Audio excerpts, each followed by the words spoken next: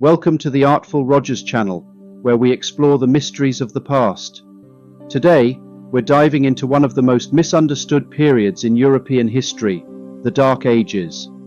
So, grab your time-traveling helmets and let's journey back to a time of knights, kings, and cathedrals. First things first, when exactly were the Dark Ages? Historians typically define this period from the fall of the Western Roman Empire in 476 AD to around 1000 AD, leading into the High Middle Ages. So, why the ominous name, the Dark Ages? Well, it wasn't because everyone was sitting around in the dark. The term was coined by Renaissance scholars who saw this era as a dark time of cultural and economic decline following the light of classical antiquity. But let's dig a little deeper and shed some light on this fascinating era. The fall of the Western Roman Empire in 476 AD marked the beginning of the Dark Ages. The empire, once a beacon of civilization, crumbled under the weight of internal strife, economic troubles, and invasions by barbarian tribes like the Visigoths, Vandals, and Ostrogoths. The last Roman emperor, Romulus Augustulus, was deposed, and Europe plunged into what seemed like chaos. With the fall of Rome, Europe fractured into a patchwork of smaller kingdoms and territories ruled by different tribes. The Visigoths settled in Spain, the Franks in modern-day France, the Anglo-Saxons in England, and the Lombards in Italy, to name a few. This fragmentation led to frequent conflicts as these new kingdoms vied for power and territory. Speaking of conflicts, let's talk about some of the notable battles and wars during the Dark Ages. One of the most significant was the Battle of Tours in 732 AD, where the Frankish leader Charles Martel halted the advance of the Umayyad Caliphate into Western Europe. This battle is often credited with saving Christendom from Islamic conquest. Now, we can't talk about the Dark Ages without mentioning Charlemagne, also known as Charles the Great. In 800 AD, he was crowned Emperor of the Romans by Pope Leo III, marking the revival of the Roman Empire in the West, which we now call the Holy Roman Empire. Charlemagne's reign brought a brief period of stability and cultural revival known as the Carolingian Renaissance. He established a centralized administration, promoted learning, and spread Christianity across his empire. But it wasn't all peace and prosperity. The Dark Ages were also the age of the Vikings. From the late 8th to early 11th centuries, Norsemen from Scandinavia launched raids across Europe, targeting monasteries, towns, and cities.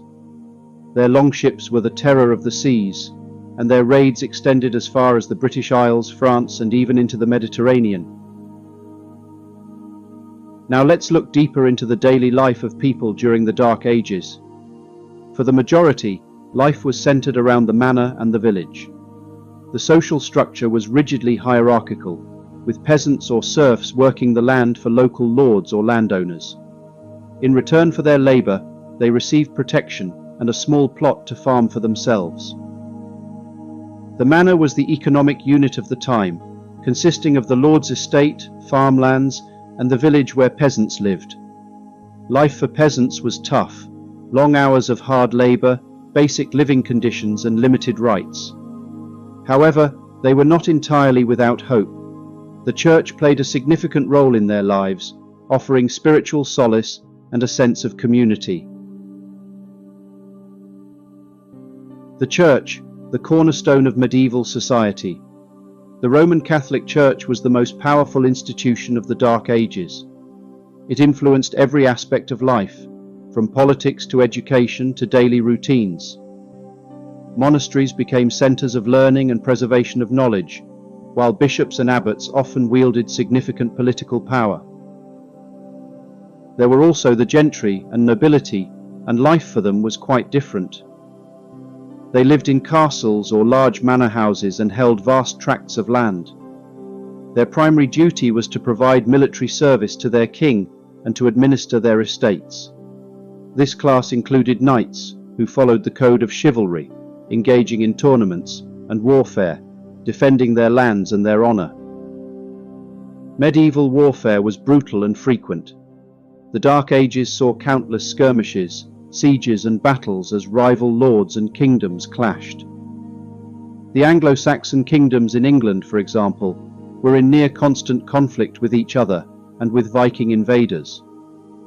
One famous event was the Battle of Hastings in 1066, where William the Conqueror defeated King Harold II, leading to the Norman conquest of England.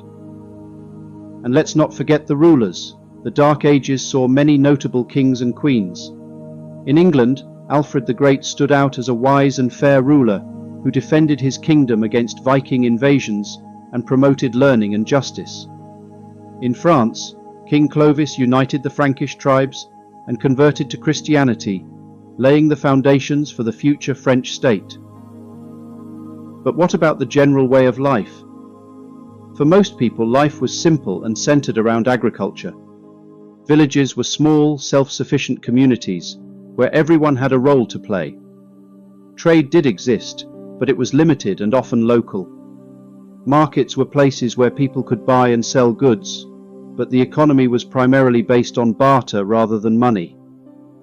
Life in the Dark Ages also had its darker side, illness and disease.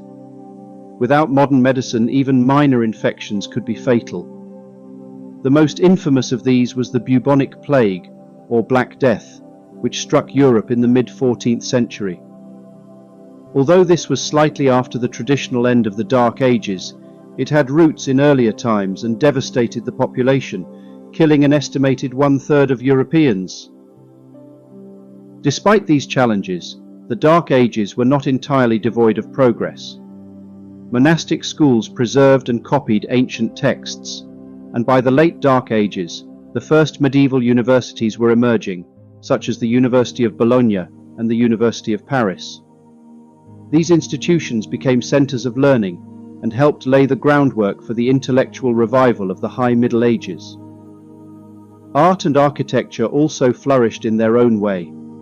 Romanesque architecture, with its thick walls and rounded arches, dominated the early medieval period, later giving way to the soaring heights of Gothic cathedrals like Notre Dame de Paris. Illuminated manuscripts, created by monks, are beautiful examples of the artistic achievements of the time. And let's not forget the culture and festivities. Medieval Europe had its share of fairs, feasts, and festivals. These events were opportunities for people to gather, trade, celebrate, and enjoy entertainments like music, dancing, and games. They provided a much-needed respite from the harsh realities of daily life. As we move towards the end of the Dark Ages, we see the beginnings of the High Middle Ages, a period of renewed growth, stability, and cultural development.